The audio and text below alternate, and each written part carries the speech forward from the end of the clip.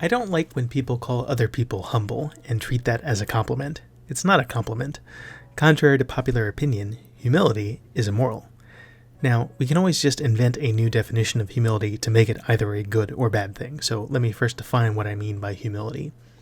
Humility is when one behaves as if one is equal to or lower than others in value or accomplishment. That behavior may or may not reflect a true belief. The second part is important, because some people might assume that what I'm objecting to is merely false humility. That is, I act humble, but I really feel superior and I'm just being manipulative. That's false humility, and most people intuitively see that as objectionable. But it's still believed that genuine humility is something to be desired. No. Genuine humility is still immoral. Now, obviously, calling oneself humble is a contradiction. Luckily, a statement like, "No one is more humble than I," is almost always made as an intentional joke. So the label of humble must always be applied by one person to another. Now, in theory, based on our definition, this would happen anytime someone understated their own value. But in practice, this doesn't happen, which is a hint that acting humble may not be as good a thing as it seems. Intuitively, in the abstract, it's not good to significantly overestimate or underestimate one's own abilities.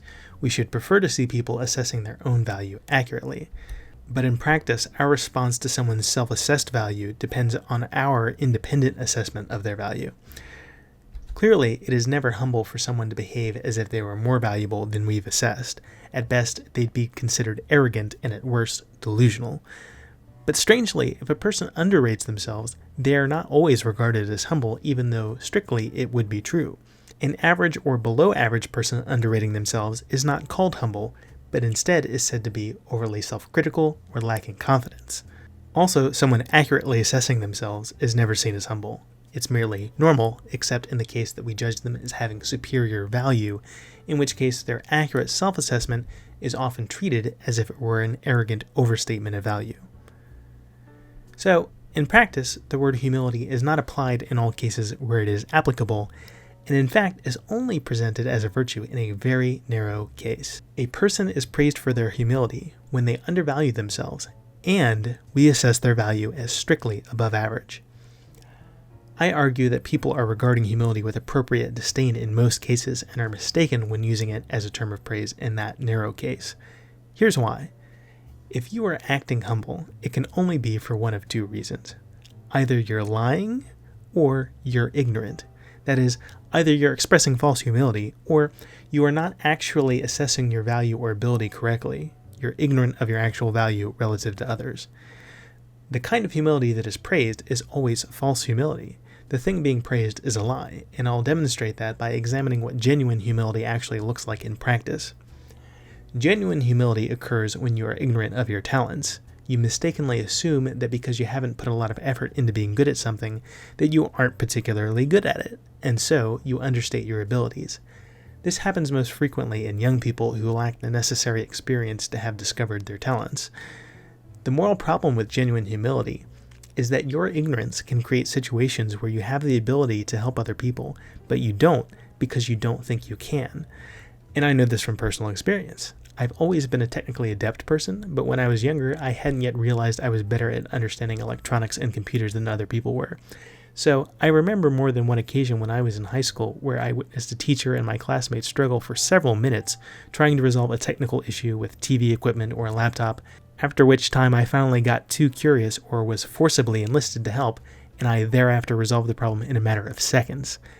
Now, I do not relay this experience to be braggadocious, and I have no problem invalidating any appearance I have of being humble by pointing to an example of me being genuinely humble, because I don't consider humility to be a praiseworthy attribute. I'd prefer not to be humble and to be honest instead.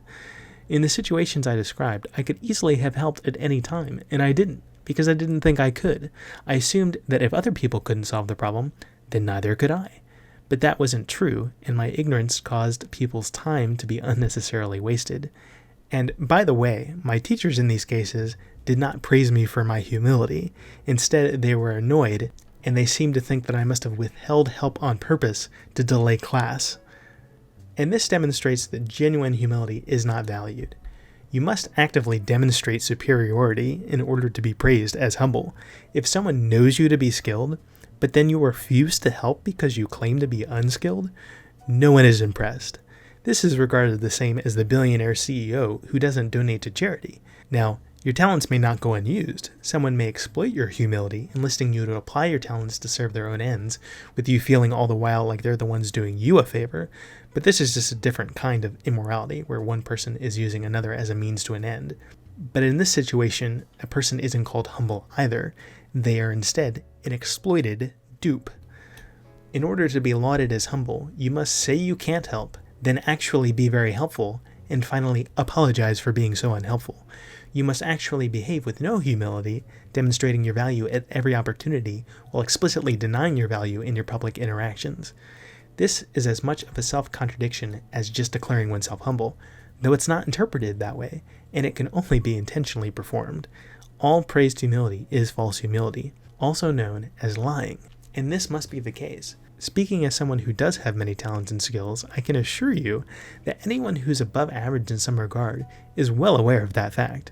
Over the course of your life, you cannot fail to notice when a bunch of unrelated people over a long period of time all declare you to be above average in the same respect.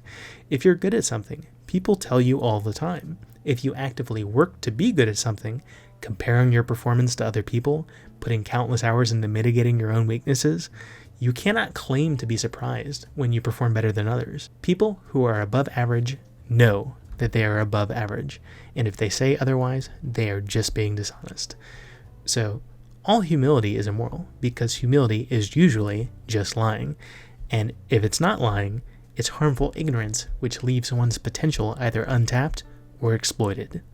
So, why is it that false humility is popularly considered a virtue? Well, while undoubtedly a lie, acting humble can unconsciously be interpreted as a kind of noble lie, which is a thing that people will praise from time to time. When an accomplished individual claims that they are not particularly important or valuable, this can be interpreted as them saying that anyone could accomplish what they have accomplished.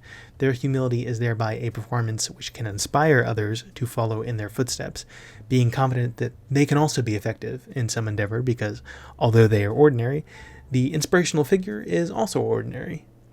Except that they're not. It's still a lie, and an unnecessary one, because one can easily say, yes, I've been blessed with talents that have enabled me to be unusually successful, but success isn't everything, and I encourage others to do their best for its own sake. Or, as much as I've done, I still can't do everything myself, and I need everyone's help, no matter how small it is, to really accomplish something great. One does not have to lie to inspire others to be better people. But if people actually were inspired to attempt an endeavor thinking that they could achieve the same success as someone more talented, then such people would necessarily be overestimating their own value, and if they ever expressed that, they would be regarded sooner or later as overconfident, arrogant, or delusional. So this kind of performed humility is ultimately expected to lead others into acting decidedly unhumble, thus demonstrating that the so-called humble person does not actually value humility for anyone, except themselves. So, at the end of the day, all humility is immoral. Moreover, everything that is popularly called humility is actually just self-serving deceit. Calling someone else humble is just you admitting that you've fallen for it.